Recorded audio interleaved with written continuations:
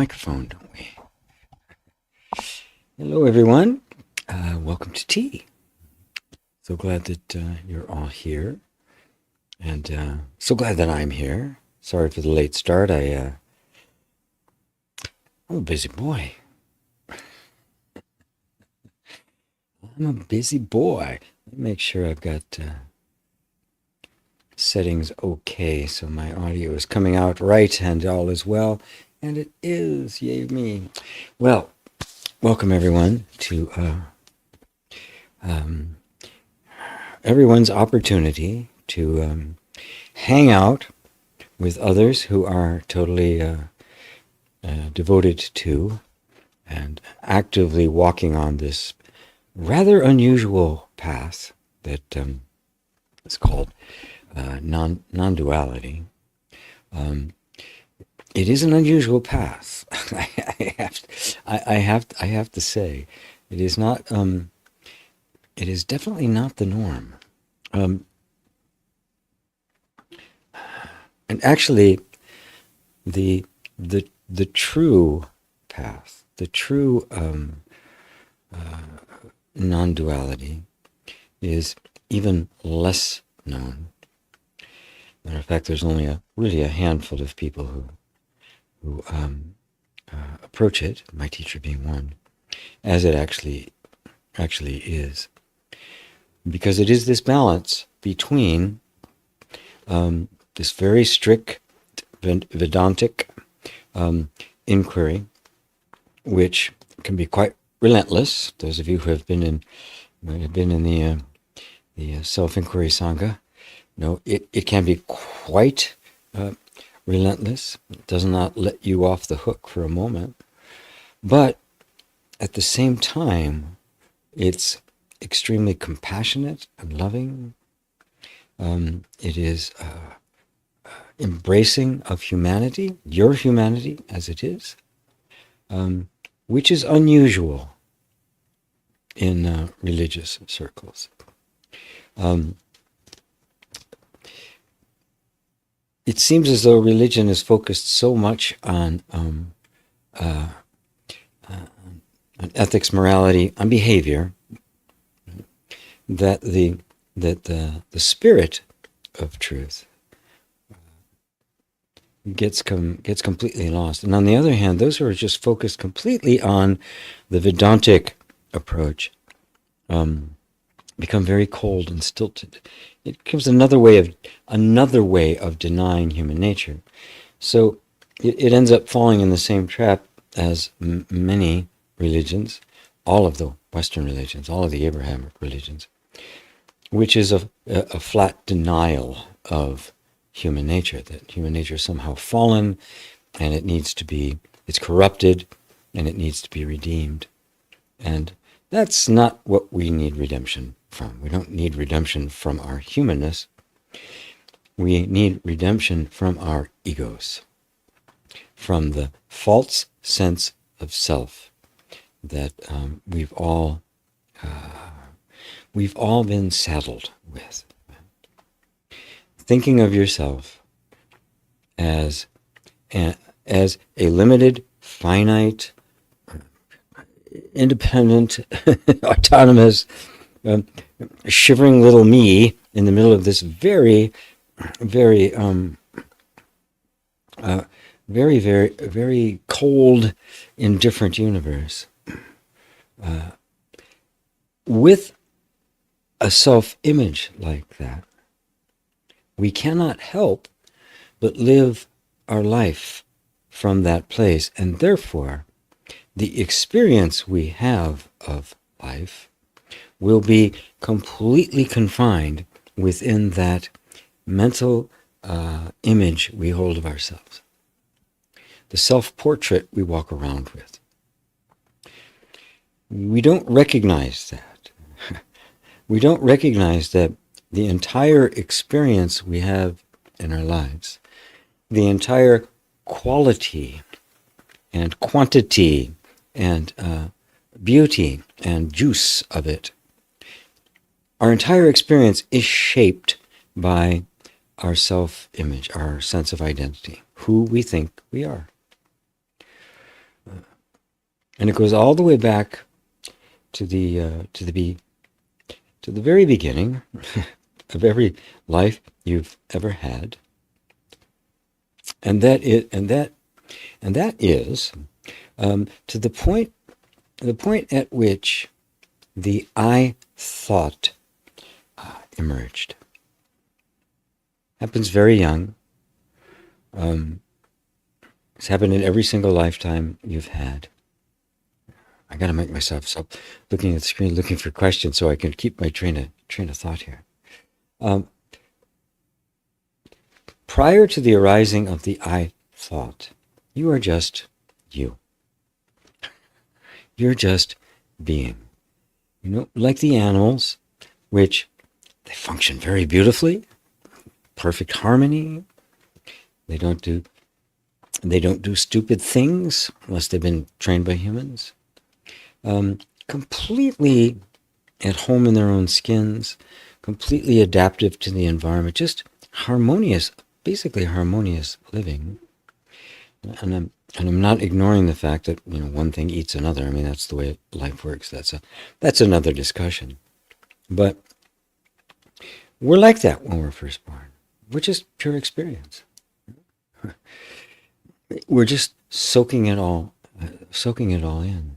But because of insistence of our parents and hearing it on and over and over again, and because it's the necessity of human life for this to happen, the I thought emerges.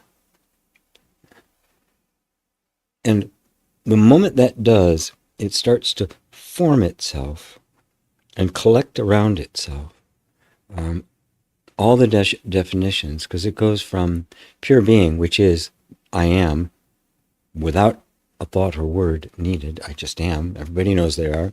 The mosquito is a sense I am, although they have no words for it.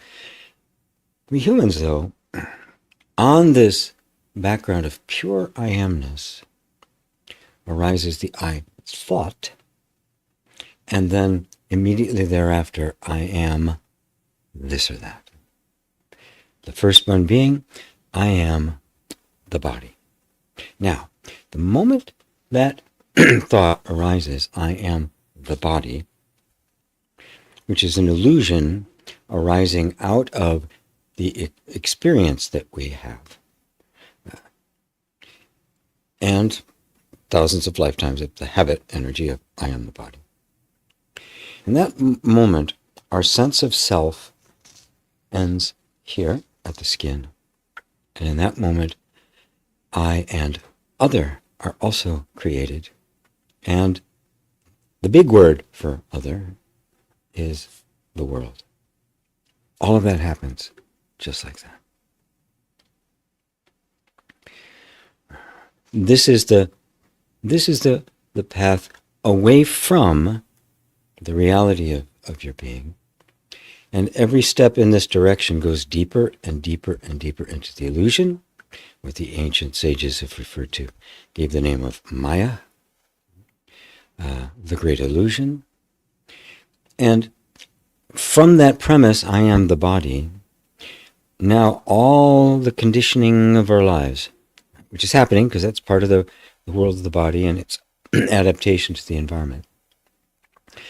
Out of that, it distills and solidifies itself into a very small sense of I am this person. I am like this. I'm a man. I'm a woman.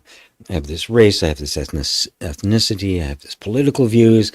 All of these things congeal, and that sense of identity is formed on an illusion, which means it itself is an illusion. But this is the way illusions work. It is not a hallucination. Okay? It's not like you're seeing something that isn't there. Kinda. It's not like there's nothing there and I'm seeing this thing, like the hallucinations people can have. It is a misperception of what is there. Because you look at the world through the eyes of this separate self, That is an I and an other, a you and a they and a them. You are seeing the world through those eyes, which means the world, everything you experience, is defined on the same criteria that sense of I is defined. And you will experience everything as if that identity was actually true. You'll dress like it, you'll talk like it, you'll walk like it, it'll choose your friends, it'll choose your career, because that's who I am, isn't it? It is a very auspicious lifetime wherein you become exposed to the teaching through some means, but the best means is through a teacher who says to you, you are not who you think you are. You are not that image in your mind. It's a shock because we're so used to it. It's reflex. If I ask somebody, well, who are you? They will give me a description of all of the qualities of that self-image, not realizing that there's something beyond it. And this is the spiritual path. When those words come to you, it could take a variety of different forms. You know? You're not who you think you are, or just encountering the notion of enlightenment, or many of the different kinds of teachings that are based on the reality that you are not who you think you are, and it lands. Something inside becomes curious about it. Or maybe you've suffered enough in your life that you've been looking for something, right? Because the further away you get from the self, the more the suffering is. And then something begins to open, and you do it.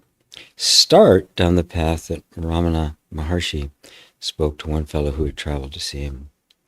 He said, how can I reach the self? How can I reach enlightenment? And he said, go back the way you came. We end up all the way out here, the sense of identity and all the experiences, and it's morphing from this form to that form, and styles are changing, and you find it's not stable, and you're suffering. That voice comes in some way, and you turn around and you start walking back the other direction.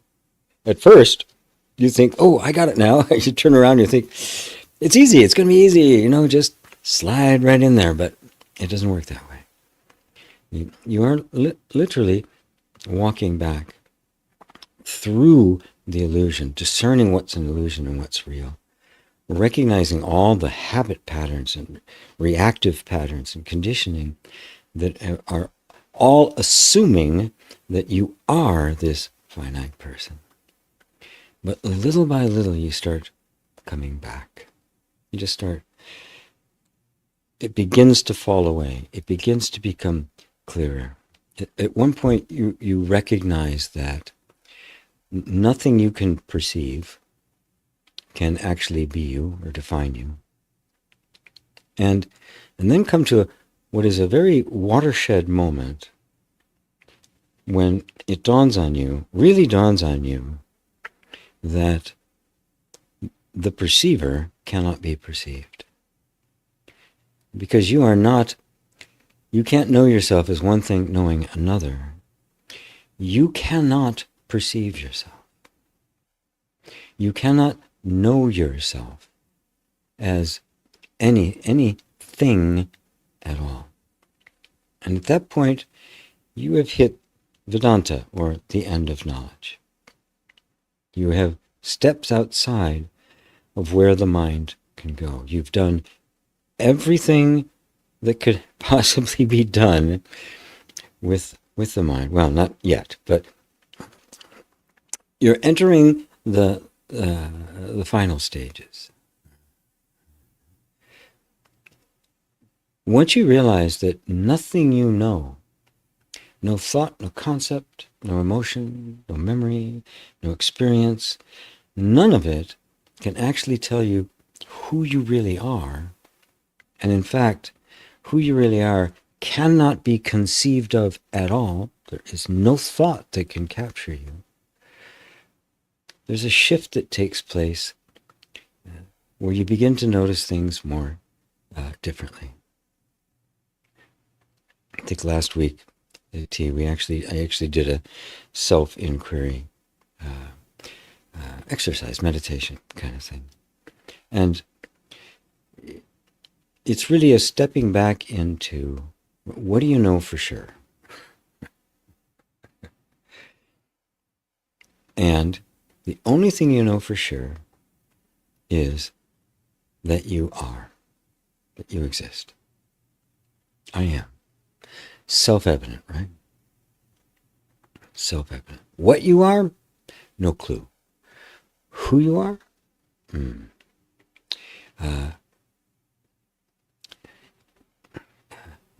No, can't know it. It can't be known. So you start with simply that sense of, I am. And believe it or not, it's the only practice you need. Eventually, you begin to notice that even the sense of I am is a perceivable movement that is being perceived by something even more subtle, even deeper. In fact, you are perceiving that the I am is perceived.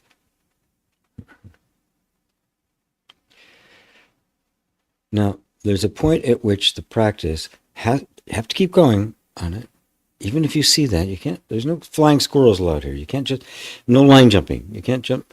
You have to go through every single step. Doesn't mean it has to take a long time, but every bit of it must be fulfilled. So just being with this question, who am I, without referring to any concept or any idea you have of yourself, to any history or pattern, to any of your beliefs, any of your aspirations, setting all of it aside into just the pure sense of your own being. It's consistently, because you will get pulled away and keep pulling yourself back, and becoming immersed in that, even though the mind's going to hate it, because there's nothing for the mind to do there, and it will resist like crazy, and you do it anyway, for the same reason Nisargadatta did it before he was Nisar. Marudi was his name before he was Nisargadatta. I want this to get too cold.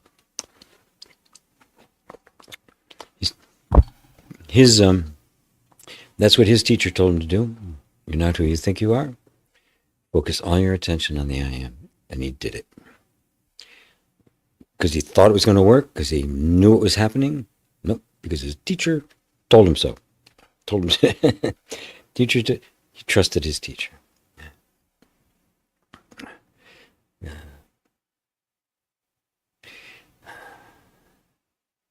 This is a hard practice for us in the modern world. So I've taken up other things like emotional healing and other kinds of, well, that's pretty much it. Anything that's directed towards emotional healing. Mostly emotional freedom technique and inner reconciliation, which is a method I developed myself. Simply because our minds, our bodies, and our hearts need a preparation to be able to approach this question, who am I, without being completely overwhelmed by the habit patterns of the modern mind. We weren't raised, trained, and enculturated for this kind of an inquiry.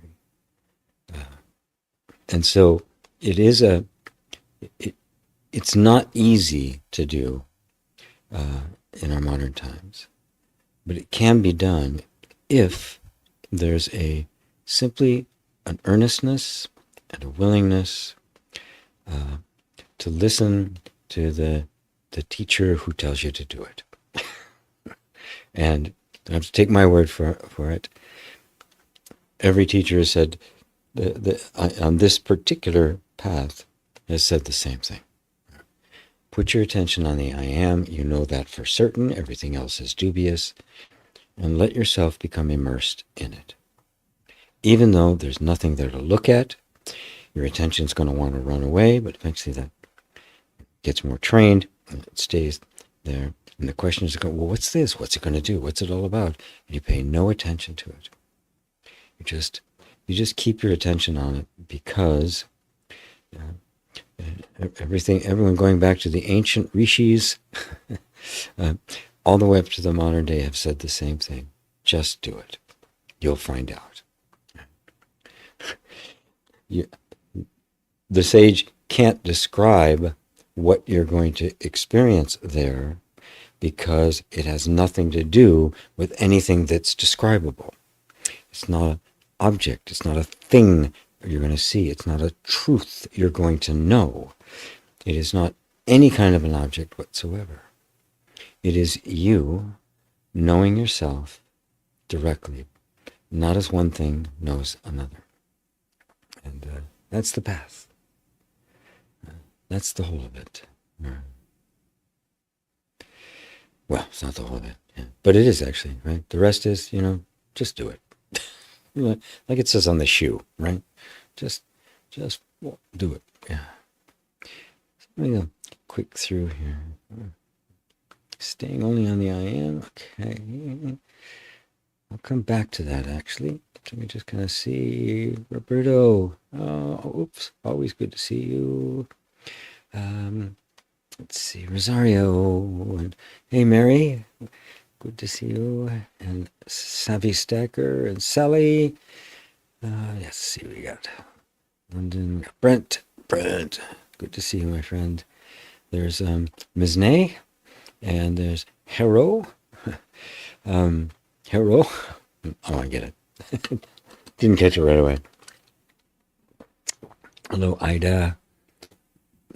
My good buddy Jill. Dorte, Denmark. Ava. With love and greetings from Poland. There's Kensho. Love that name.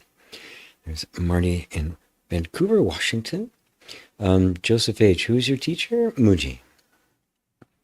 Yeah, Sri Muji. David and Elaine.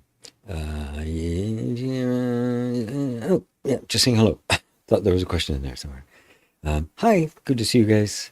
Always good to see you too, Ida. Tavi, Islam is a true religion. Is that a question, or is that you're stating that as a truth? All religions are good as they're saying good things and give importance to humans. Well, a lot of religions, the Abrahamic ones, do not give a lot of importance to humans, who are actually quite secondary. If you were to say all religions are good, if they are saying good things and importance to and give importance to humans, or it's important that you have religion. I'm not quite sure what you're saying here, Tavi, but all religions have an inspired beginning.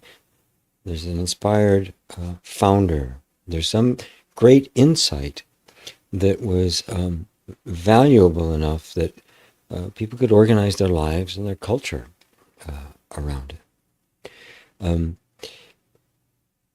What happens over time, though, is as the culture gets bigger and more wealthy and powerful, those cultural ideals that came out of a transcendent insight, little by little get corrupted and reduced to basically rules to be followed, and those rules are always slanted to maintain the power structure of the culture as it is. We're seeing it now in in Christianity. In Christian, the evangelicals have become far right nationalists, and have nothing, no message even vaguely resembling Christ. But it is all about getting access to and maintaining the power structure of this particular culture and this particular organization of human beings. And it happens inevitably, almost. It's rare. I think the closest one that's ever come is Buddhism, where Buddhism has maintained a purity of teaching that that very much is, as far as anyone can tell, pretty accurate to what the Buddha actually taught. It seems the teachings in Buddhism didn't suffer the same level of corruption that the rest did. And there was plenty in the cultural embodiment of it. There's ethnic Buddhism, and empires were based on their Buddhist principles and the like. But there was always this big chunk that were carrying on the teachings as they actually were. It's the closest that we've ever come. Most of the others have gotten so far away from their roots that we don't even resemble them anymore, and that's really the case with the Abrahamic religions. But the Abrahamic religions started from the point of view of a separate self. Throughout it, there were all sorts of inspirations and the like.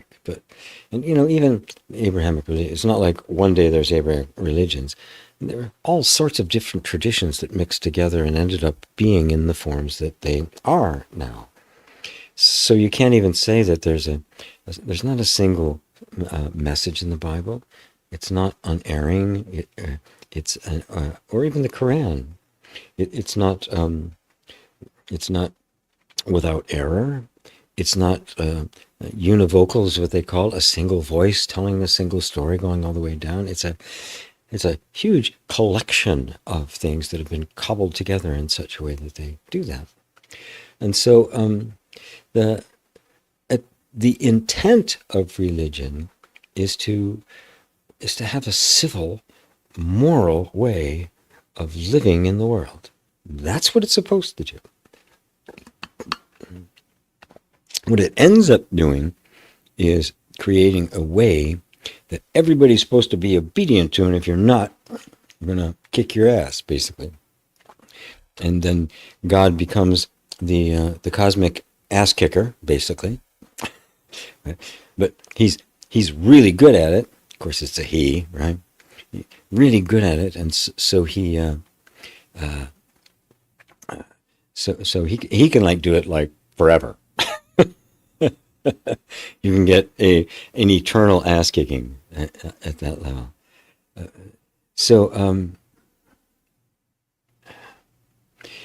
These days people want to say, I'm spiritual, not religious, to draw a distinction between religion that has become stilted, even petrified, and their own genuine quest for truth.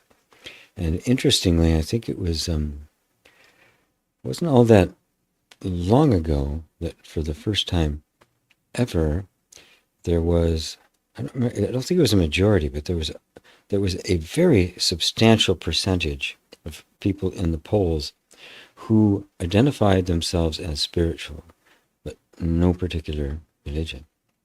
A first in the history of the U.S. anyway, which has always been a very stilted, puritanical country. Weird, considering the abject materialism here. Anyway, I think enough about that. Am I an expert on comparative religion studies? Expert? No, I got no letters after my name or anything like that. Just 50 plus years of genuine interest. Right. So you could call me an amateur expert, if there are such a things. I'm an amateur with some knowledge, which is always being corrected. I do pay attention to what scholars are saying and what apologists are saying, and the like. And I tend to gravitate towards the mythological approach to religion, and towards the mystic traditions that exist in the Abrahamic religions, which are not based on the same kind of approach to God. In the mystic tradition, God is not the great other. God is a name for the self, the one self of all. Heretical in those circles, but that was never the case with things like Advaita Vedanta and Buddhism and the like. So, yeah, I was really into it when I first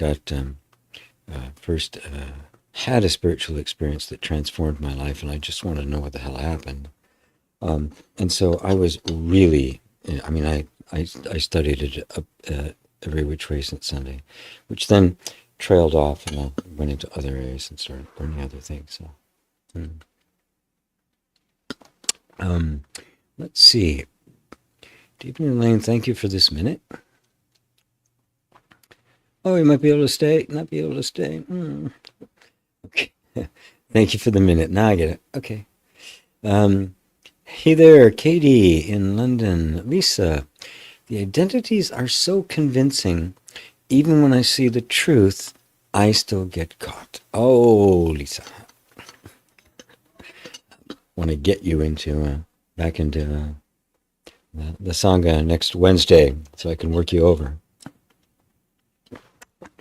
The identities can only be convincing to another identity.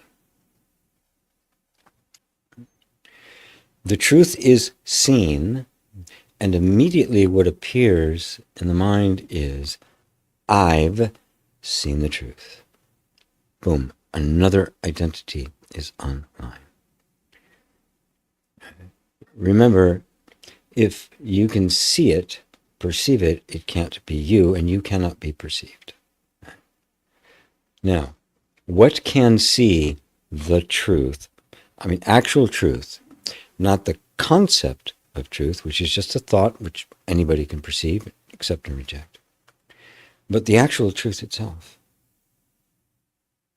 For example, you know that you exist, right? Now, is there somebody else saying that they're saying, I know I exist? What's seeing that you exist other than that which exists? Now, this is tough for the mind because it's non-dual. The seer and the seen are one. It's a knowingness that is not one thing knowing another. So there's not something else seeing the truth, it's the truth seeing itself. The sense of I that arises that says, I have seen the truth, after the fact that truth has been seen by truth, that gets caught, right? Because it isn't actually the truth. It is just a thought about it. Right? The truth is what's seeing it. Now, let's look even further. All the identities that are so convincing. What's seeing those identities? What is recognizing that they're convincing to something?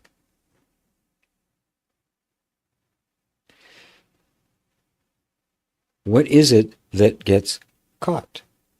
What is seeing the event happening of being caught? What's being caught?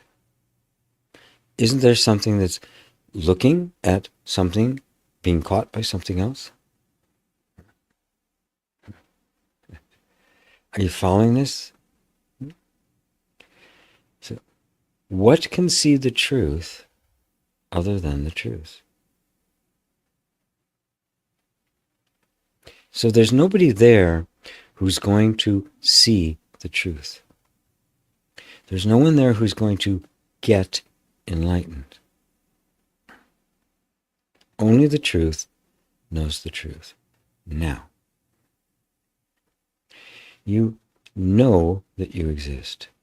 Truth. What knows that it exists? The I that says, I know I exist. Recognition itself. I am. What sees that? What knows that recognizes this is the truth?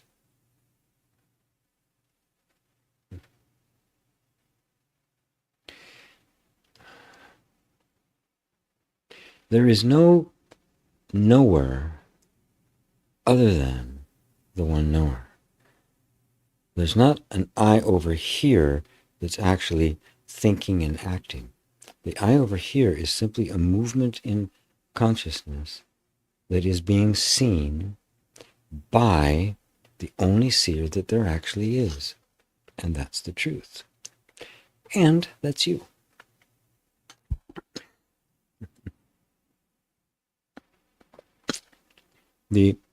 Even the thought, I still get caught, is being seen, isn't it?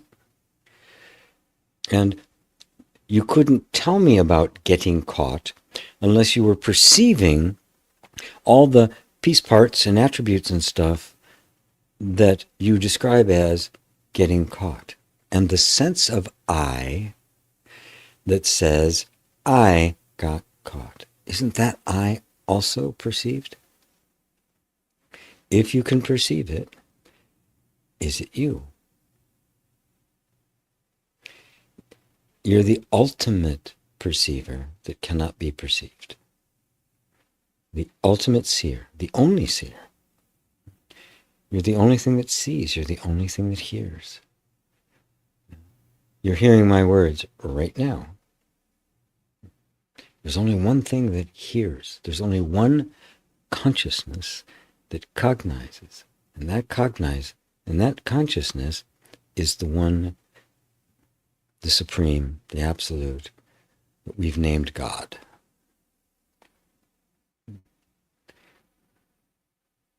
Isn't that you? I'll leave that. I'll leave that there.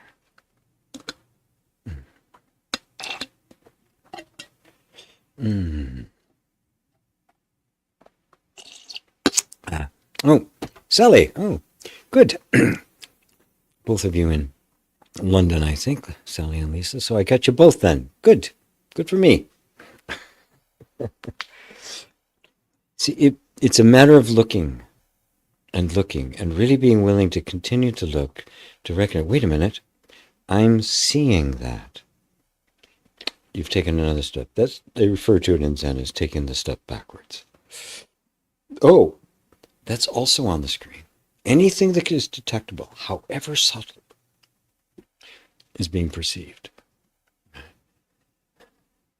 You just get closer and closer and closer to the only thing left is the pure perceiver itself, which is obviously you, because you recognize it as the pure perceiver, the only perceiver.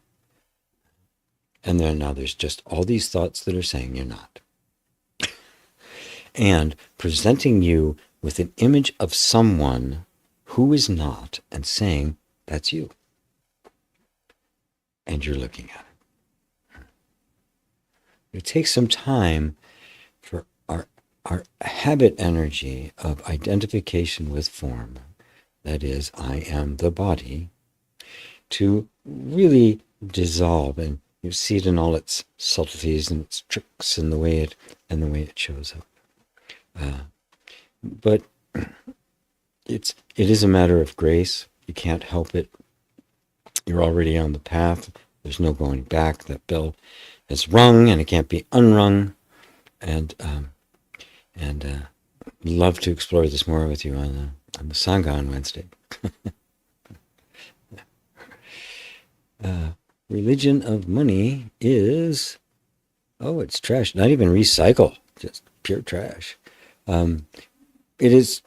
It is a. I like the word religion. It means to relink.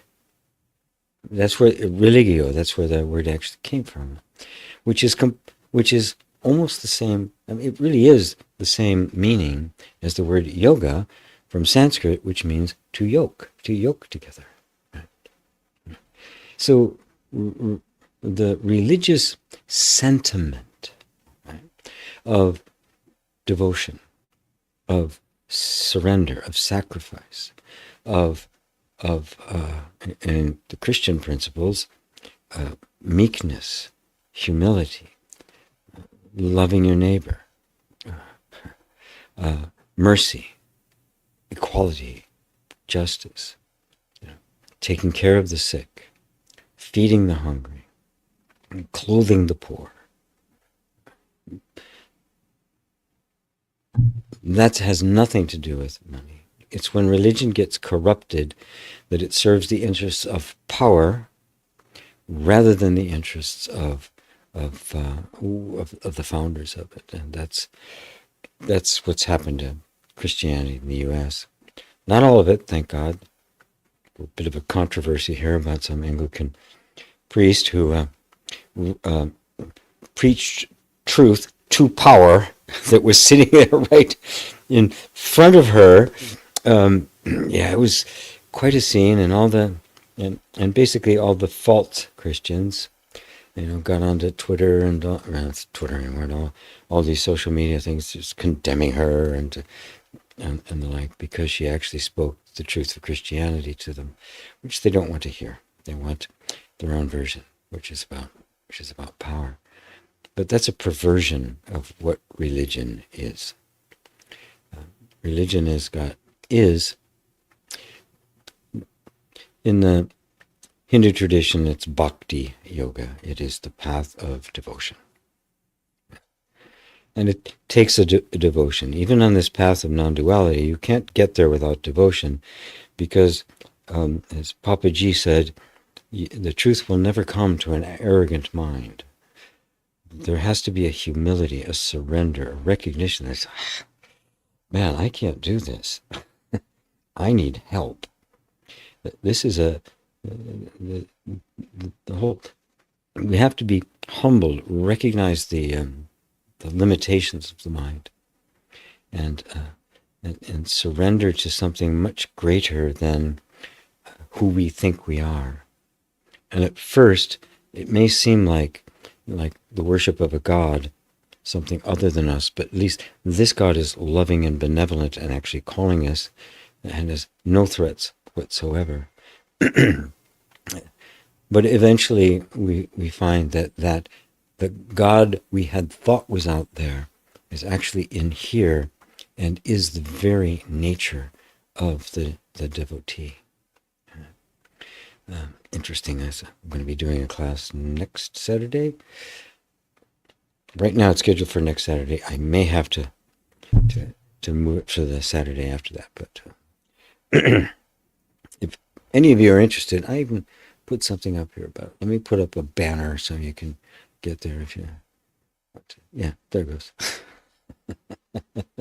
Just omschool.ca/God. And you have to say it like that too. Well, God said. You have to say it like that. But it's going to be a whole workshop just kind of reclaiming God. Just reclaiming the God and the true worship, which is worship of the truth. It's worship of love. Which isn't just worship. Oh, isn't it great? It's like loving, being loving. What a concept, right? Just actually being that which we aspire to, until eventually that sense of separation that I talked about at the beginning between you and who you really are, which is what the word God represents. It's the truth of your being. That separate sense of self just dissolves, and you find that is who you are and who you've always been. And that's the point of it. That's what the word is supposed to mean. Um, and I created this particular program. At first, it was really aimed at those who had been really traumatized and messed up and brainwashed by the kind of Christianity that's done so much damage. To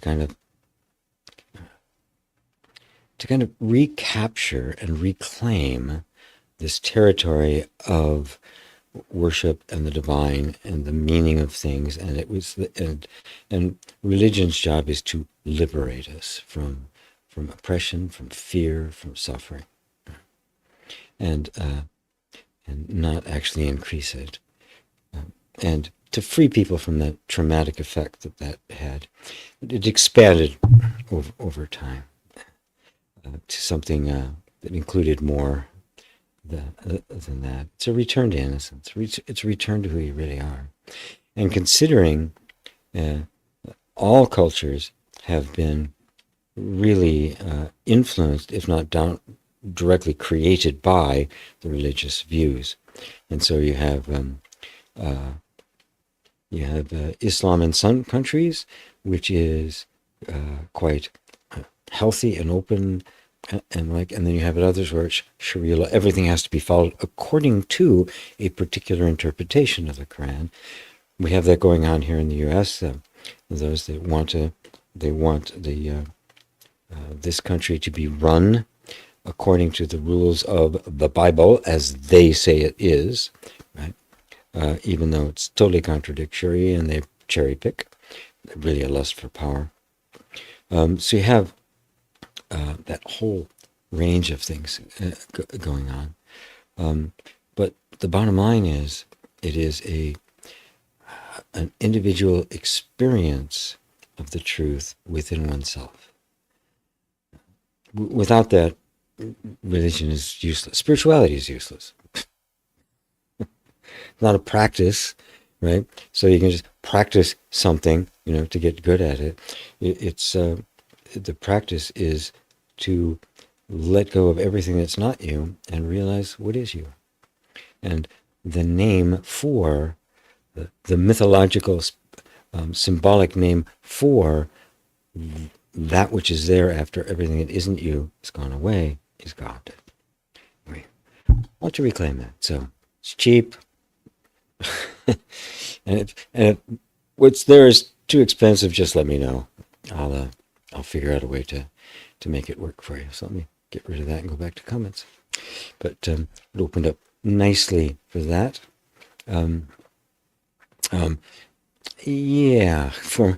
That's what a lot of religions, which are not based on anything spiritual or useful, they become just like Christianity did in the beginning, right? It became the tool of empire. Christianity and empire have gone hand in hand ever since. All the conquests of the quote-unquote New World, which is basically white Europeans going over to steal stuff from the people who were already here, were always accompanied by priests. The religion went with everywhere it went. It's part of the. It's just integrated into empire. So, let's see. Shafi, please say more on standing only on I am and not doing anything else. I find myself going from this teaching technique to another and looking for something else. Because the mind doesn't want to sit still. It's that simple. Now, here's the deal. Don't turn it into this horrific task you have to do and burden yourself. It's like, oh my God, 5 minutes. Try it for 5 minutes a couple times during the day. That's it. Right? Or you can do an exercise. I think I've got a video out there for that, but Muji does as well, just called Just Be. It's the same thing. Just be. It's a learning how the I am, it can become like that, right? So just take a step back and go and just set an intention to set aside for a moment all of your everyday concerns, which have to be addressed. We're not excluding them. Just okay, for the next 5-10 minutes, right, I'm not going to engage with the past and all that. I'm not going to engage with the future and all the things that I want. I'm not going to engage with this moment and email and all the demands of me. I'm just going to clear out this little space, and I'm going to just be. Just be. Not doing, not reacting. I'm going to just be. And you know, mind will be there. Emotions will be there. Sensations will be there. They don't stop. Right? It's simply a choice to not log into them, to not engage for a period of time. That's it. Just for a period of time. Just be.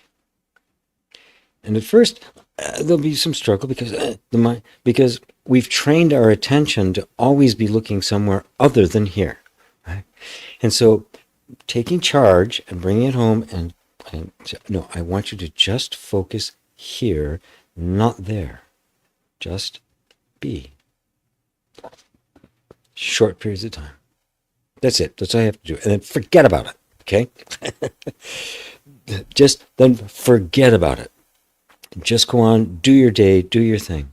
Don't turn it into something. You may find yourself getting so drawn into it that it's like Nisargadatta, who got just completely absorbed in it. Sometimes he spent hours, right, just focusing on the eye. But don't try to make yourself do that. If you just, little by little bits here and there, you'll notice something that's there that's very attractive. And you'll kind of want to go back. Now you're on the path. Right? Now when I talk about being devoted, I don't mean this horrid, disciplined commitment. I've got this obligation, right? Duty. It's not that. Devotion is you just love what you're devoted to. Like musician devoted to music, or artist to their art, or a teacher to teaching, right? Or any of the things. You can be devoted to your job, to your family. Why? Because you love it. If you don't, well then you then you got to look a little bit deeper, because we want to spend our lives, we dedicate our lives, and invest our energy and time in things that matter to us. And so this needs to matter. So just do a little at a time. Yeah. And over time, actually much faster than you think, because it comes more naturally to us than we realize, you'll just notice something. All of a sudden, you'll find for maybe just 4, 5, 6 seconds, it'll be absolutely quiet. I'm here, and it's peaceful. I'm content. And then everything's back. But you'll notice it. You go, that was real. That's really me, not all this. So approach it like that. Shafiq? Boy. Yeah. Shafiq. Could be a Gaelic name. Yeah. Not sure. Certainly don't know how to pronounce it. So, does that help? Yeah, does that help? Samed. Hello there. Hey, Samed joining in the chorus there with Lisa and Sally. Well, God, I got 3 on that one. That's cool. Hello, Hendrik. Brock. So good to see you. My goodness. Wow.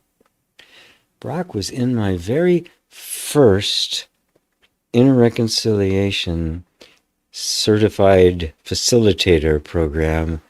How long ago was that? Wow. 10 years? Yeah, wow. Ah, Brock. So good to see you, my friend. Still in Palm Springs. Great to be back. Oh, great to have you. Great to have you. Eric's religion of money. Yeah. Well, yeah. It in this country. Yeah. I mean, it has taken over. And you're right. You can't serve two masters. Money controls will instead of God. Yeah, and the definition of God has been twisted to justify the control that money holds. God is the world. Devil uses money to control us and keep us under his. We can't achieve anything better as long as we hold on to the false money cult system. Well, what I would say instead is, I think it was Buckminster Fuller who pointed out that the only way to actually undo a flawed and broken system is to make another one that works better.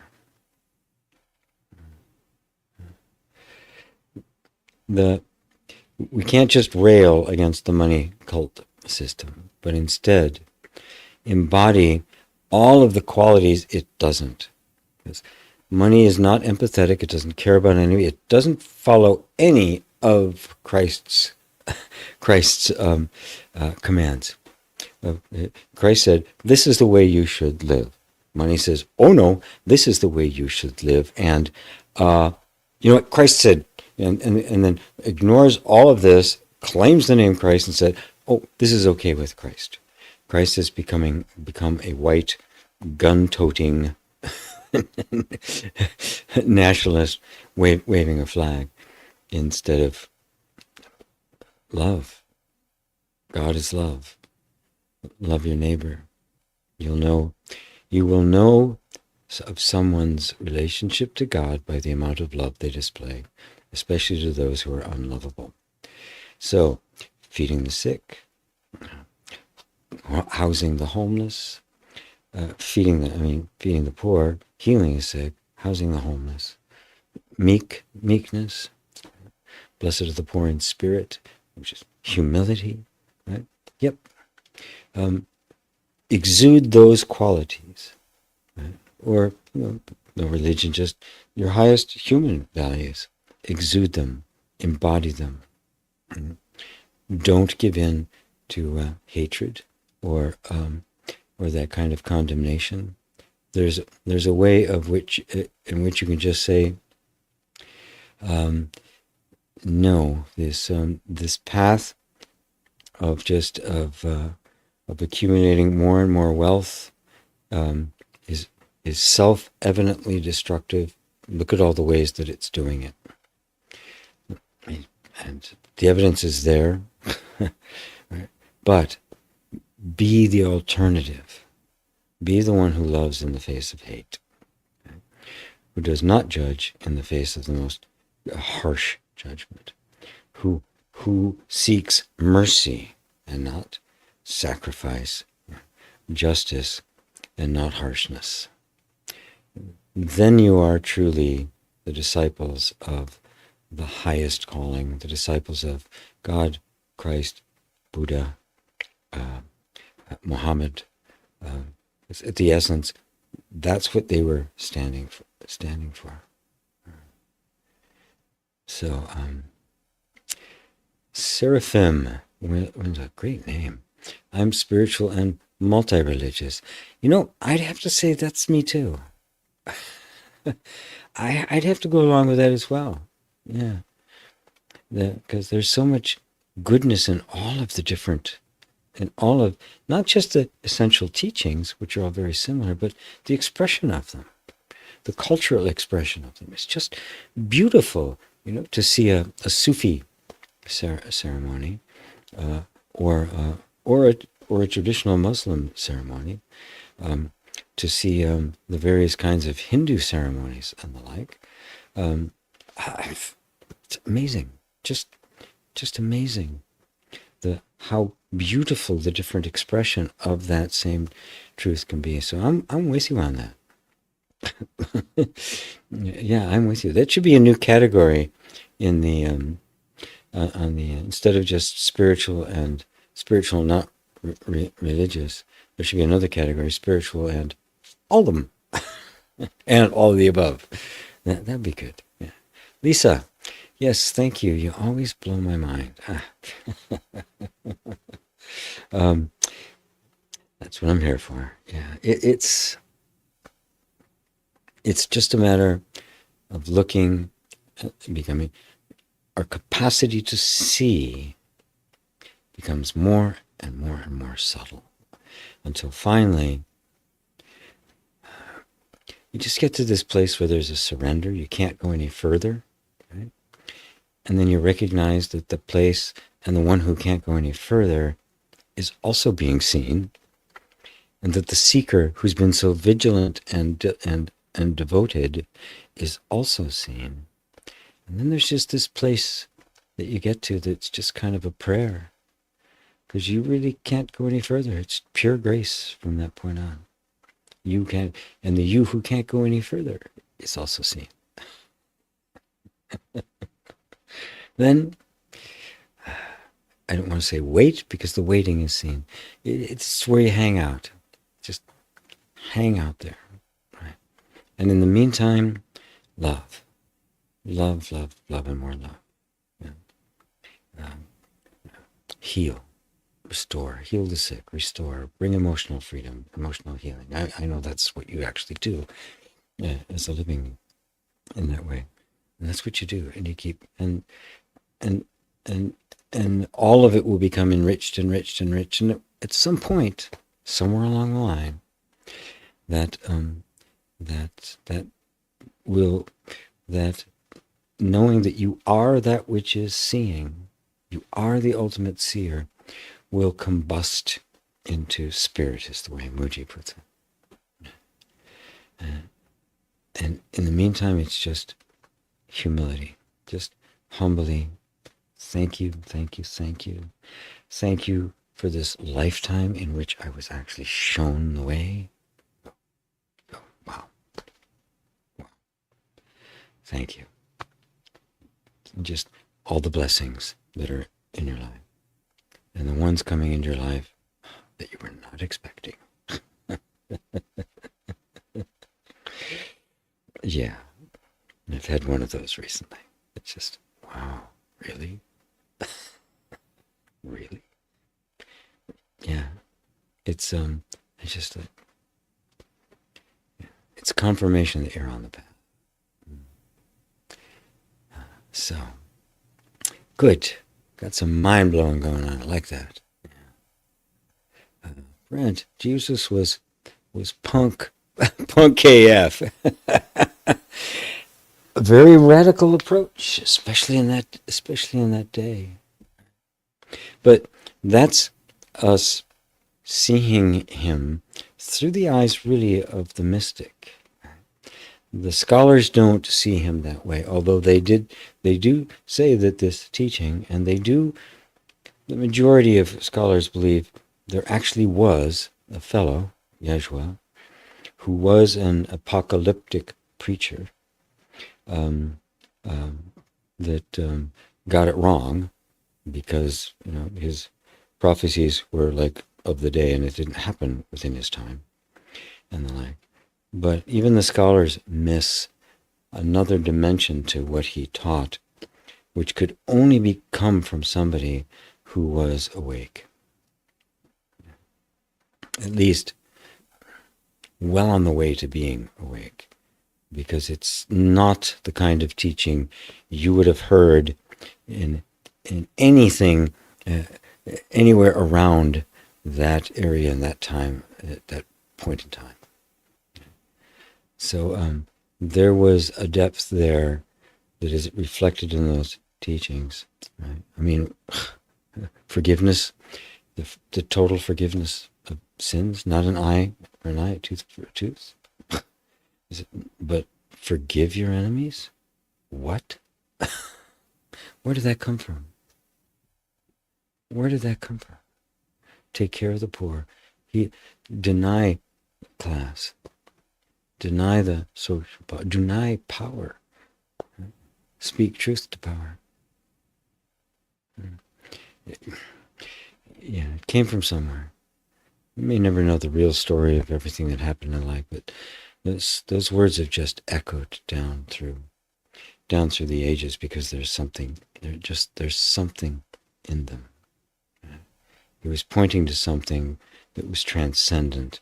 It was not obvious at the time. It took his disciples forever to get even close to it. Yeah, punk AF, that'll do.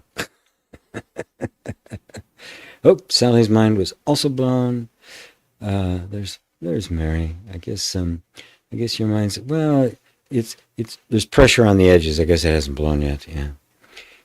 Carl, hey GP. Lately, I've not been able to relate to most things associated with my name, except my body and face. Is there anything of that me to keep, or does it all dissolve? It feels weird, a bit scary. Oh yeah, you keep all of it. All of it. I go by GP, but I also go by my actual name, which is Gregory. I go by Baba, which is what my granddaughters call me. It's still me. You see, there's this fear, right? That scary and weird, that somehow I'm going to lose all of this. Remember, all of this is actually here. It's just not what we think it is. We have projected onto all of experience this very finite sense of a self. So the finite sense of a self is projected on all those things. Your face, your body, your name, your families, your loves, your hates, your experience, all of that. All of that's going to happen. All of it needs to happen. All of it is, in fact, the manifestation of the self and not an independent functioning thing. And the only thing that's being lost is the sense that there is a limited, finite, separate self here that this makes up. There isn't. When that goes away, everything else is still here. Individuality, form, relationships. You think you get enlightened, and what are you going to do? Sit in the corner? Leave your kids? Well, in some cases that might be a bad idea, but what do you think? I'm sorry, honey, I'm enlightened now. I'm going right, or right. I can't have sex anymore, or anything like that. It's like it's a projection onto what's actually real. Everything is the manifestation of the self. When you see that, you see that the sense of identity that says, I got to get rid of this, or this is spiritual, this isn't spiritual, is just projected on what is actually here. My favorite metaphor, the mirage in the desert. The water, there's water, right? The desert's there. It's hard in hell. I'm sweating. I'm thirsty. I'm afraid I'm going to die. I'm just going to, the air, the sand, the air is rising and rippling in the air. That's all there. The mirage isn't. Be clear. Be clear. You're not. What you're doing. You're not. I can't relate to most things associated with my name except my body and face. What's happening is that the sense of identifying with it is dissolving. Right? You can't relate to all the stuff associated with your name. Right? What that really means is that I can't identify with that anymore. And it feels scary because the energy that has been identified, assuming that is what it is, has organized itself around that. It's acting it out constantly. And when you begin to question that, the entire system begins to shake. But the truth is, all of that will still be there. All the things, all of the real relationships and real experiences and real loves, if you like hamburgers, you get enlightened and suddenly you're going to like tofu salads. It's not going to work like that. What's happening is what's being separated out is what is the manifestation of you, the self, and its constantly transforming kaleidoscope, and the sense of a self that projects itself onto that and says, I am that. So when you say, I'm not able to relate to that, there's something that's separating itself out from this. This is okay. You're okay. And this separation is simply the dissolving of the identity that's projected itself on it. All of this is okay, guys. There's nothing wrong with any of it. Right? There's nothing wrong with this body. Well, there's a lot wrong with this body, but there's nothing wrong with the body, with the experience of the body. Nothing at all. It's just not you. It's just the manifestation of you. It isn't you. But it reflects you. It expresses you. It is the vehicle through which you express yourself. And we're all different, right? Everything's different. Every critter's different. Every mosquito's different, right?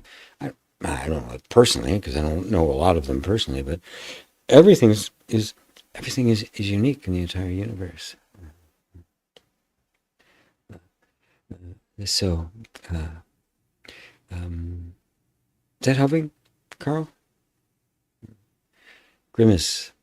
It's too bad Muji blocks all the commentary on all his videos, even music ones. Very suspicious. They do that because they get inundated, because he has a lot of views. There's an awful lot of bots and spams and the like. Even I don't know what you mean by suspicious. I don't want to be suspicious, but and also because he got a whole lot of really nasty comments and like. I get plenty of nasty comments.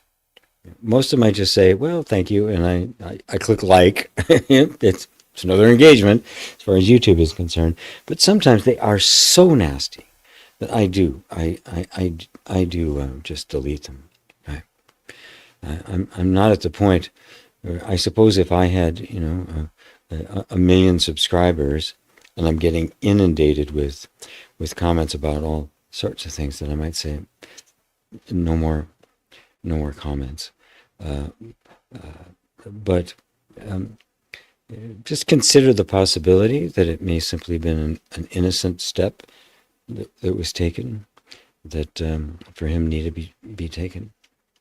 So not sure why that would be suspicious. Suspicious of what? What might it represent to you, Grimace? Let's talk about it.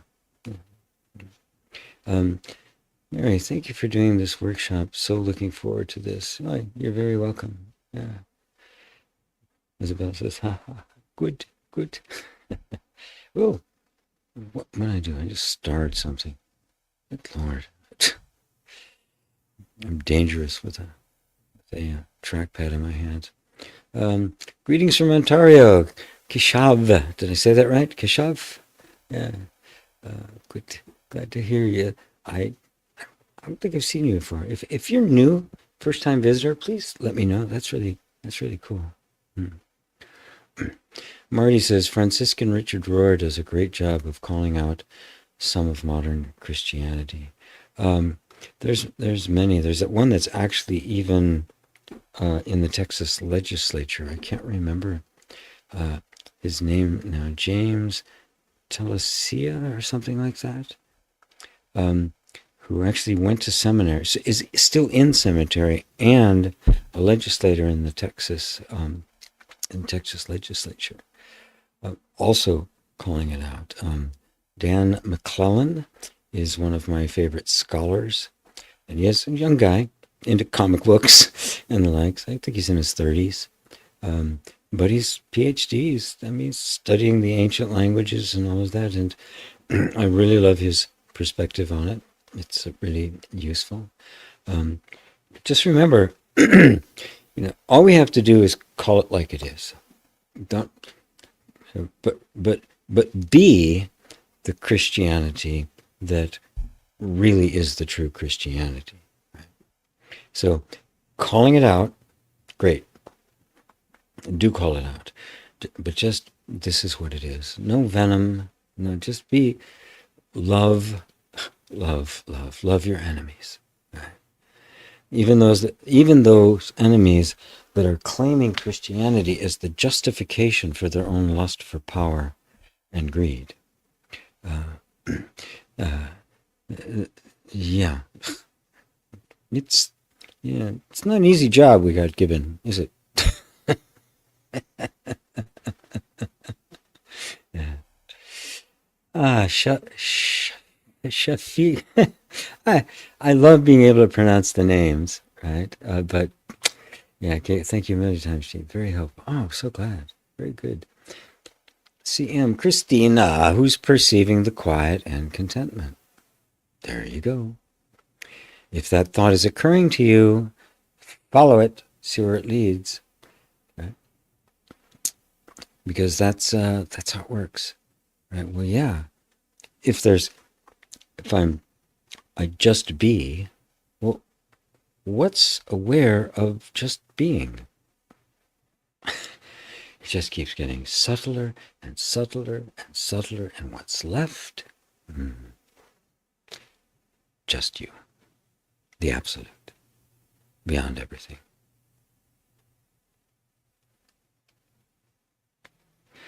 Miss Nay, hey G, a while ago I saw a quote explaining that healing is not getting back to who you were before trauma, but how you were. I'm guessing that is just pure being. I was raised in toxic survival environments and have recently cut off contact from the people from it. Me too, and I had to do the same thing. Fortunately, my sister was 13 years older than I, was not part of that, and she's here in Seattle, and I get to see her. And of course, I raised my sons completely outside of that, so they're not toxified. But yeah, I had to do that. My family is quite toxic. Yeah. Anyway, I've learned that escaping presence, mainly in the mind, was a trauma response. So just being seems alien to the mind, body, nervous system. Yeah. I do my best to take moments to rest and just sit, and I tap along with one of your I'm Not Safe videos pretty much every night. Very good. And have been for a while now. Whenever I do, my mind is always so loud, and distracted. Could you provide any alternative ways the mind, body, nervous system can consistently feel safe, feeling safe? Also, I feel like what I'm doing could be enough, and it's just a matter of patience. Thanks in advance. Well, yeah, you are doing the right thing, and it does take some patience because depending on how severe it is, it can take a while for the message of safety through the emotional freedom technique to really register with it knows it's there, right? But think of this whole process of the traumatized nervous system as a rescue dog. This whole part of us, it's the lower three chakras in the chakra system. It's the unconscious, subconscious, all those names. What it is simply is the system that is only operating according to its responses that were put in place in response to the environment in which you're in, adapting to the environment to keep you alive, basically safe. Right? Part of what happens in that process is that we get disconnected from who we actually are or how we actually are. But no real difference in that, right? And also we get disconnected from the body itself because that's where the feelings are, right? All the difficult feelings, all the pain, all the fear, all the sense of being rejected. They're not concepts because there aren't any concepts yet. You're a little kid, right? You're just, it's pure automatic responses according to the environment. And so as we mature and more mind comes online, more and more goes up here to the point where we're like almost cut off. I worked with people who said I don't feel anything. It's not really true. It's just a never actually learned how to try to reconnect with the body. Life happens from here down. I think we all know that. Pretty much we all say, yeah, I go along with that. Yeah, lots going on down there that I really like. And I feel cut off from it. And so the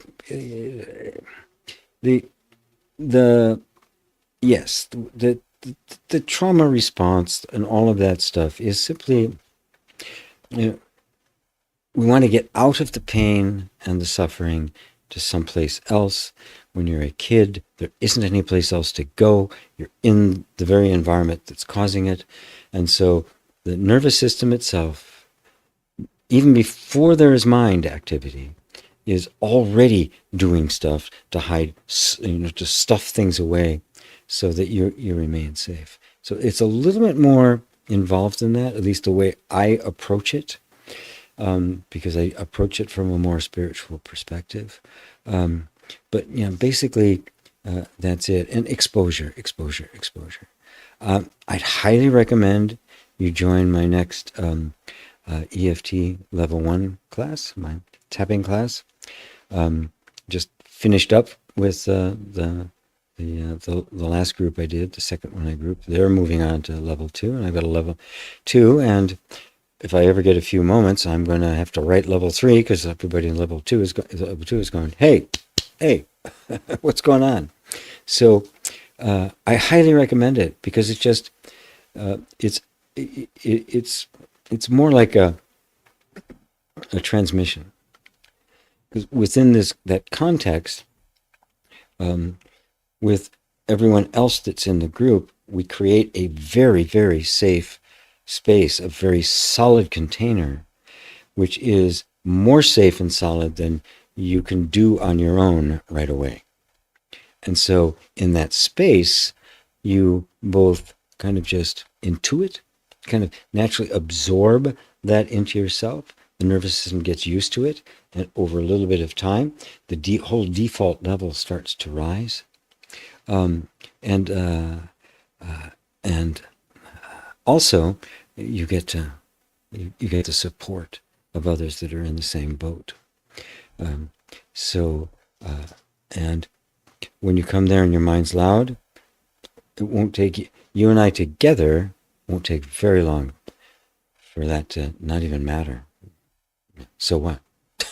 Because that's really it, right? We're not here to try to make the mind be anything other than it is, because when you try to do that, it gets stronger because it just loves a good fight. Oh yeah? I mean, come on, let me see it. But when you really learn what it is, your attention naturally goes away from it. It has less authority, which means it gets less energy. You're not fighting it. So it begins to just dissipate. The entire default level at which you're functioning in life raises up. That's the objective. And I don't know any way to do it other than to take people through an extended period of time with it. Anywhere from 5. I think we went 8 or 9 weeks this time in level 1. Time before I did 8. So I promise 5 or 6, but it usually goes longer. But it's just that kind of exposure. Plus, there's a WhatsApp group that we've got. It's WhatsApp because nobody in there is in one of the countries in which it's banned, so there's ongoing conversations and sharing with other people who are doing it as well. That's what's needed. That is, I just saw that was actually the need, and I haven't done any other courses since then. Just this new one I'm doing, Reclaiming God, just kind of, I got to kind of do that to address some things very specifically. But I've just, you can't do this without regular interaction with a teacher who knows how to do it. You pick it up, it gets easier and easier, you get a support group, and eventually you're the teacher showing people how to do it. So, what is I forgot what the link is to register for level 1. If you give me a quick second here, I can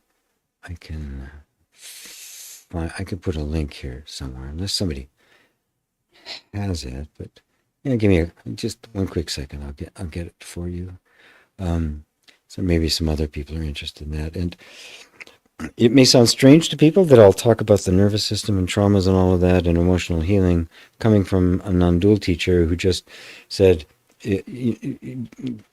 whatever you can perceive can't be you. It's this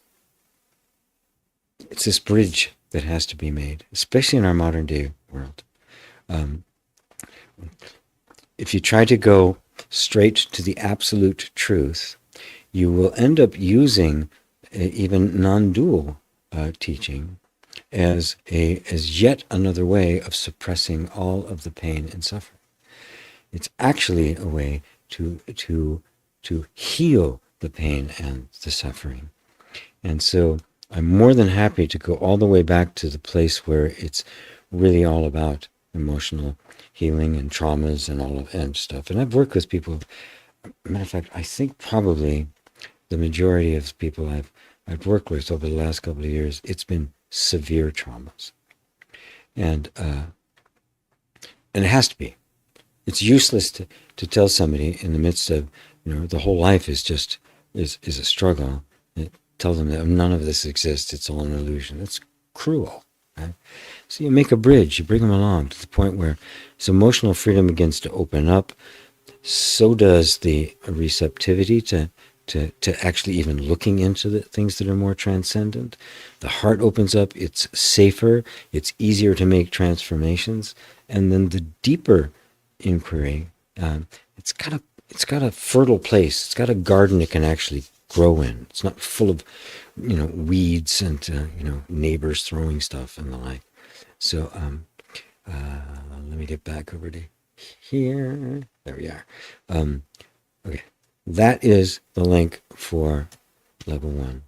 I've got different payment methods and stuff, and if you're and if all the payments for it's very inexpensive for multi-week training classes, but if that's still too much, just let me know. I'm always working it out with people to try to get them in if they want to be there. So in the meantime, be as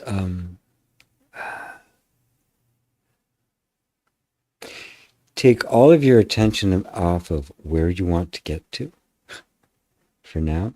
There's a way in which I can bring you into that, but that's different. But and just really focus on what's here, what's right now. Because the more attention you give, without fighting it or pushing it off or making it wrong, or I got to get rid of you, the more you do that, the more you are actually bringing self-acceptance and unconditional love to yourself. It's really that simple. That's all there is to unconditional love. And every attempt we make to try to be with what you're feeling without judging and criticizing, you are expressing unconditional love, even if you do it badly. You cannot mess this up. Somebody asked, hold on a second here.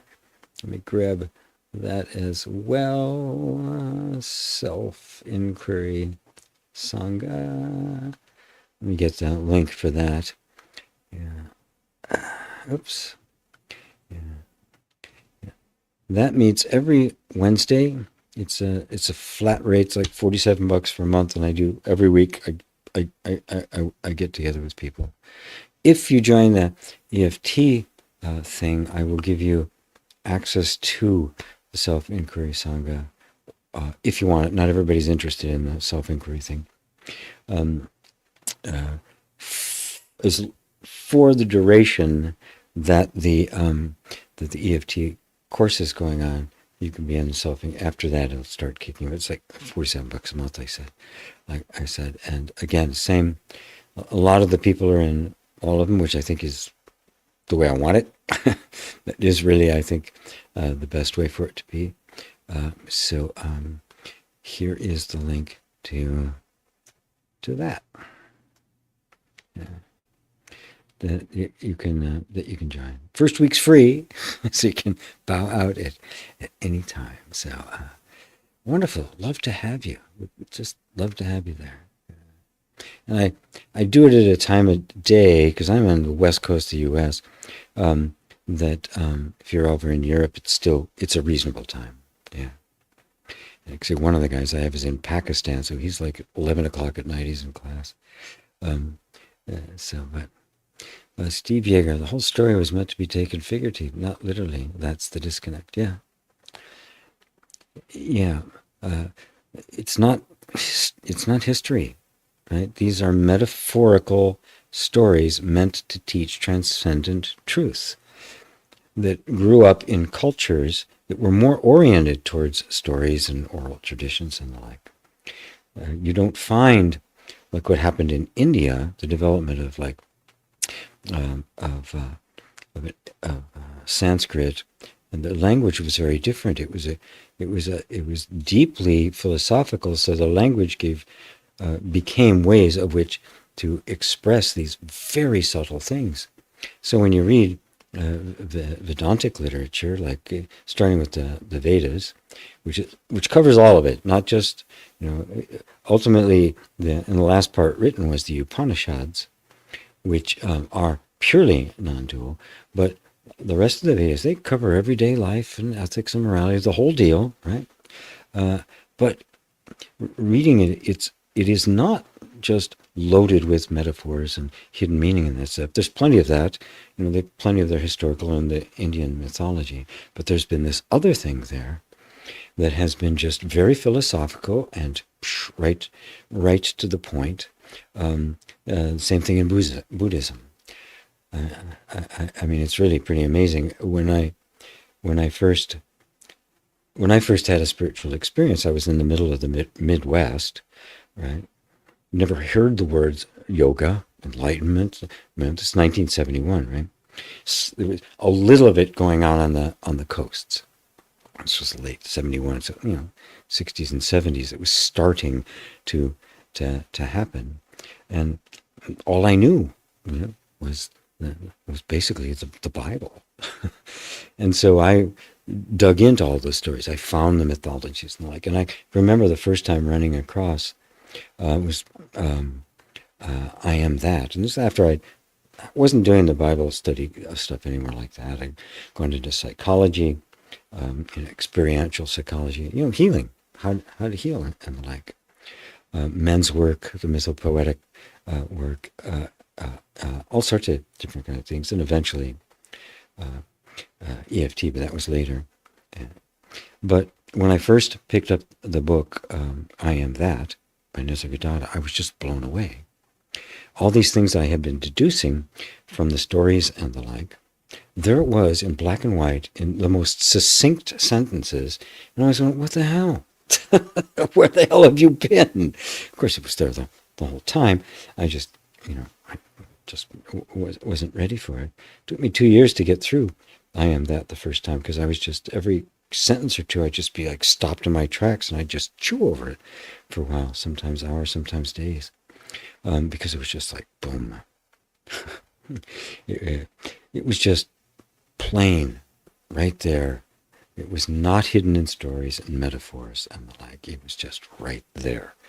And I was like, oh, so refreshing.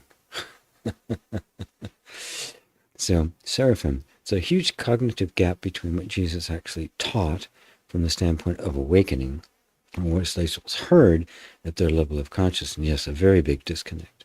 Very rarely Did they actually get it? I mean, you have that moment where Christ asked, after asking, "Who do the people say that I am?" Well, who do you say that I am? But Peter said, "You're the Christ, the Son of the living God." And there seems to be in there, because Jesus was so happy and acknowledged that on this I will build my church. This is the rock on which I will build my church. That recognition. But it wasn't, I don't know, an hour later that Peter said something to him, and he said, "Get thee hence, Satan." Same guy, right? And so there were these glimpses that they were receiving, and he just kept over and over saying it over and over again. You know, a sage in a very dark time, a very dense mentality at the time, just very strict Orthodox Judaism, other kinds of religious things going on. Rome had multiple gods, and Rome was an empire. This wasn't a seat of philosophy and the like.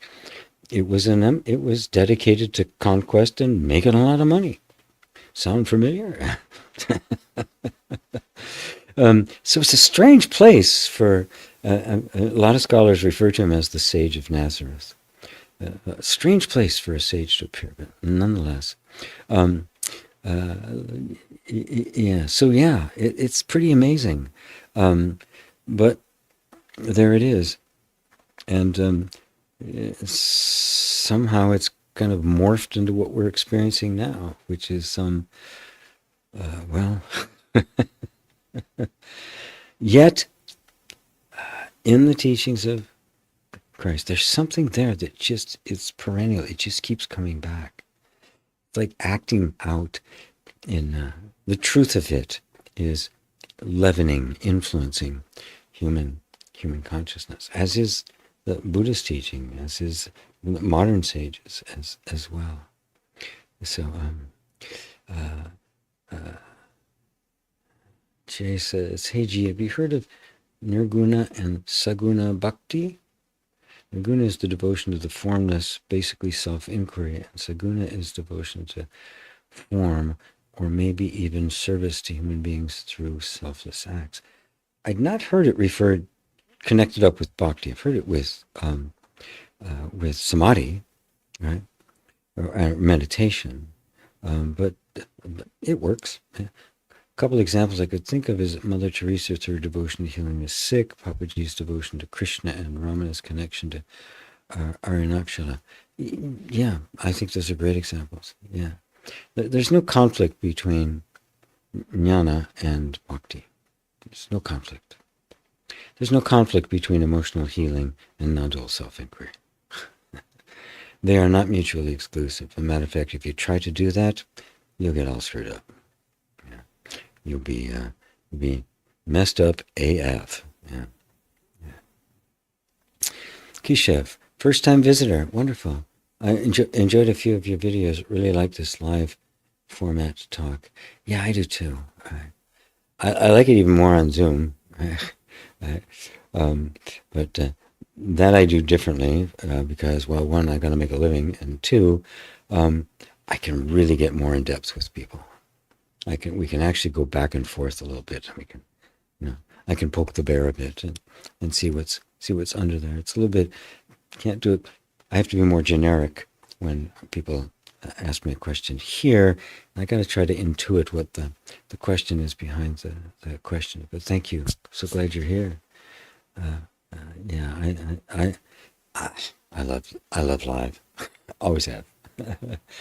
I've been performing since I was 5, just a kid. I just loved it. So. Tony Holiday. Hey, Tony. New visitor here. Could you please speak about glimpses? This happened here a year or so back. It can't be described in words, but it was quite a surprise. I feel a bit lost now. Much love. Oh, yeah. Wonderful. Tony, I am extremely glad you've made it here, because it is one of the landmarks along the path. because we have this idealized notion, this romanticized Hollywood version of what enlightenment is, right? To the point where when we're actually in the throes of experiencing it, we don't recognize that it's happening. It always starts with glimpses. There's a glimpse, right? Put aside all the stories of those, like a Ramana or something. Oh, this sudden thing that happened, or Buddha's enlightenment under the Bodhi tree. We forget the 6 years he spent, tormenting himself and learning every technique he could possibly learn, and we just want to focus on the main event. This is your enlightenment that's happening. The fact that you had a glimpse indicates that you're on your way. There's no turning back. There is a benevolent force, I like to call it grace, that is working through you. It's the true consciousness. It's the truth of who you are, the truth of being, that is actually bringing the glimpses. And it is that truth of being that is being glimpsed. And here's the big one. It is the truth that it's glimpsing it. We don't know that part yet. And it is so impactful that it can shake up your life a bit, right? So you don't have to do anything dramatic or extreme. You don't have to try to just chuck it all and go to a cave in the Himalayas. You don't have to change anything in your life at all. But you do need some guidance. You need some teaching,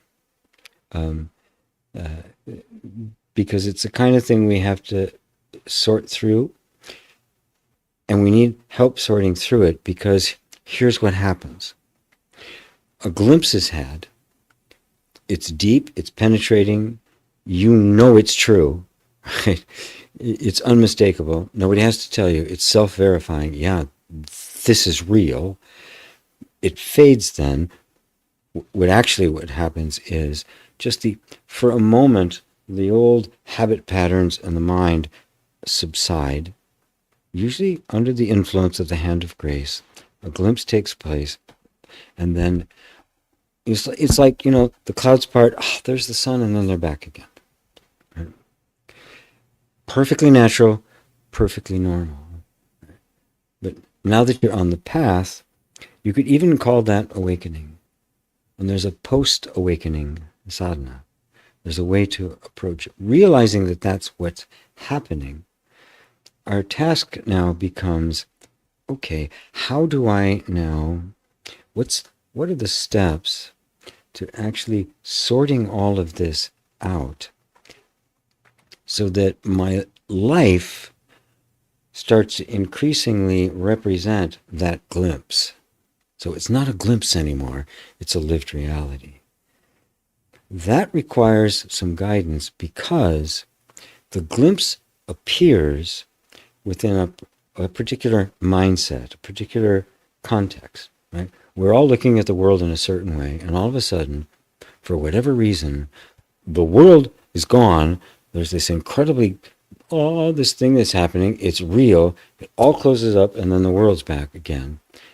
And then what happens is we try to understand the glimpse, but that understanding is being filtered through the context that's already here. And so it's not really being understood, which is why you feel lost. Where do I grab onto? And it shakes things up. Right? This is where you need someone to go, okay, this is what's happening. Right? Perfectly normal. Everything's cool. Don't worry about it. Right? But the glimpse cannot be understood from the position that the current mindset that you're in. That has to start to become transformed. Otherwise, what'll happen is there'll be a sense of, there's the glimpse. That's what, and I've got to get back to it. And you can spend years trying to recreate the glimpse, and you don't need to. It's done its job. It's not coming back, right? There'll be more, Right? That one's not coming back. Right? It's done its job. It came in. It threw its little bomb into your world and then flew off. It blew up. So, yeah. Reach out to me. Should put that in there as well. Just gp at homeschool.ca. Just send me an email there, and we can talk about it. If I've got another link in there for the self-inquiry sangha, where people in your position, there's several of them here today, who are exactly what you are, and in a sangha, right, when it's more than just the teacher, there's many people around you to support you. It's even accelerated. So now you go, he's having that experience too, right? And you help each other, and you share each other, or share with each other, not share each other. Here, have my friend. Is that helpful, Tony? Just let me know down there, Jay. I guess I'm doing the same thing by having a picture of my teachers up on the wall. Yeah. There's one in the hallway, too. Absolutely. Yeah. Yeah. That's it. And yeah, it should be that way. Muji has pictures of all the teachers, but he has his own of Papaji because that was his teacher. Right? And I think right outside the mandir in Sahaja, as you walk in the door, there's a picture of Papaji. And you'll see him whenever he speaks. Sitting next to him is a picture of Papaji and Ramana, who is Papaji's teacher. His lineage right there.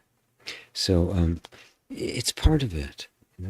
I feel an enormous amount of devotion towards Muji, but if you make it personal, now it becomes bhakti gets off a bit, right?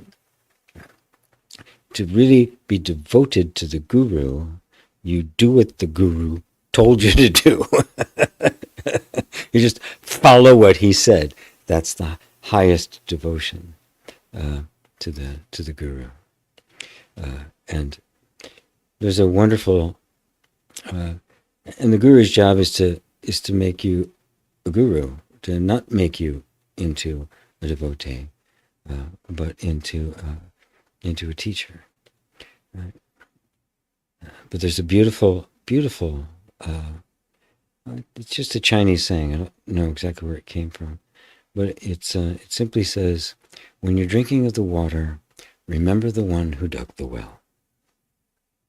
Kind of says it all.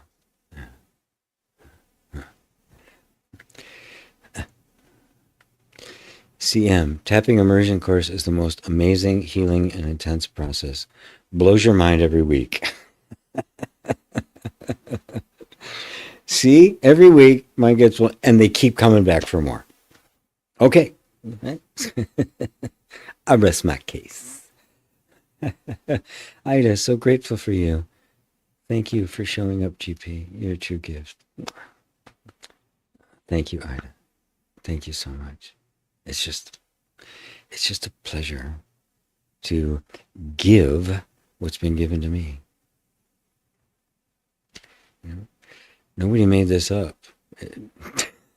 It is a free gift. It needs to be freely given. Right? If I was in India, I could just sit somewhere and people could bring chickens and fruit and rice and stuff. but I'm in America, so I have to charge. Yeah. Thank you. Oh, you're very welcome, Miss Nay. Hearts from my friend Ida. Okay, there's the links for everybody. Anybody who wants to get in on the action.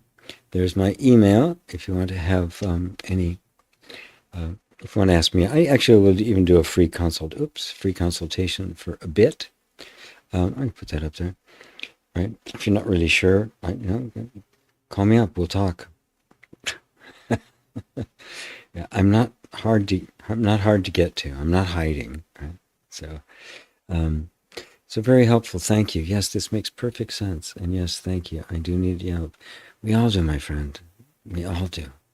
I swear to God, nobody can do this on their own. As much as I absolutely love the fact that this level of teaching is ubiquitously available through the internet, every goddamn place in the world. All you have to do is go in and type enlightenment. Boom. I mean, think of it. The entire world knowledge of spirituality right at our fingertips. It gives the illusion that that's all you need to do is to watch some YouTube videos. And a lot of people will even say that. Oh, you don't need a teacher. Well, yes, you do. In fact, when I realized that there was such a glut of information, but so little understanding, it kind of like started doing what I do, right? And finding my own teacher that I could actually completely surrender myself to. Just I've had them, and I couldn't do that. It wasn't until Mooji and I met him in person and experienced him in person, as well as all of his teachings that I was becoming familiar with, that I said, yeah, that's him. And I just took a while. It took a while for me and my own character and my own heart and discipline to catch up to where the level of surrender required to truly be a true disciple of a master. And he's a master. He's a living Buddha. And I'm still surprised when I find some other little area that is not sincere. And I go, whoops. But it comes to the point where it's even not surrender, it's just total submission. So here, whatever you say, okay, is goodbye me. And then you just do what they tell you to do, the way they tell you to do it, and you find it just works. It just works. There you go. Right. Why was I messing around? Because the false sense of identity, the ego mind, Maya, Mara, crafty little buggers, and it's so easy to be self-deceived, which is why you can't rely just on the glut of information that's available to us. You just can't. You have to be shown the context in which it can be understood. Then the whole thing opens up. It's like, wow, this is big. This is really big. I don't have 1 p.m. 12:40. Okay, let me go back, Ava. I'll get it. 12:40, 12:40, 12:40, 12:40. 12:34, 12:20. Ava, transaction was made. Oh, thank you. Thank you, Ava. I'll check after we're done here. So, all right, wow. Just going on 2 hours. And we seem to have finally exhausted the questions, comments, and the like. I've given you links. I've given you encouragement. Yeah.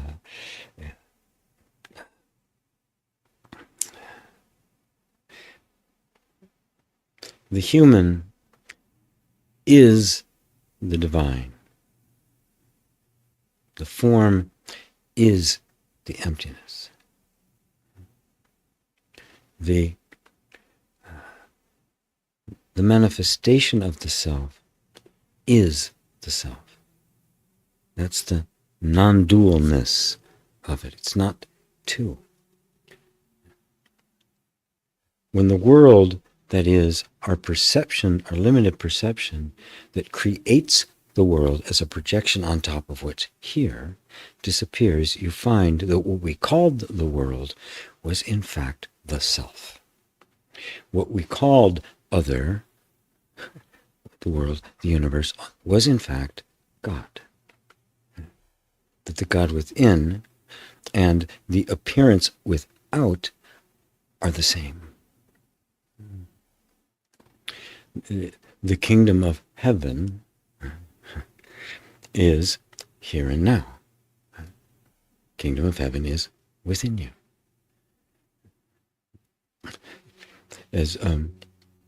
As Christ put it in the Gospel of Thomas, the kingdom of God is spread upon the earth, but the people do not see it. It's here. We don't see it.